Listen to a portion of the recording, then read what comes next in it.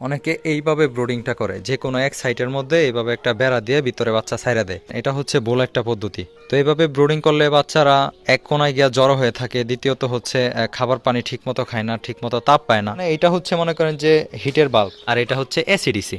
কথা হচ্ছে বাচ্চা অবস্থায় 24 ঘন্টা যদি আপনি আলো দিতে পারেন, এরা খাবার খাবে এবং বাচ্চা কোনো সময় জিম মেরে বসে থাকবে না। এই যে এখানে একটা লাইট দেখতে পারতেছেন, 24 ঘন্টা চলে। আমার এখানে কারেন্ট যাইতেছে আসতেছে, লোডশেডিং এর অনেক সমস্যা। এটা এভাবেই থাকে নিচে, এবং এটা যদি অফ করে থাকে এই সাদাটা কিন্তু জ্বলে, কন্টিনিউ জ্বলে থাকে। আপনারাই হয়তো বুঝতে পারতেছেন, আমি যদি 5 দিন পর্যন্ত এইভাবে রাখি, কোনো একটা বাচ্চা মারা যাওয়ার সম্ভাবনা কি থাকবে? আপনাদের কাছে আমার একটা প্রশ্ন। এগুলো যেহেতু হুট করে নিয়ে আসছি, বা বাড়িতে আমি বাসায় ছিলাম না, এই কাজটা সম্পূর্ণ আমার আম্মার হাত দিয়ে করা।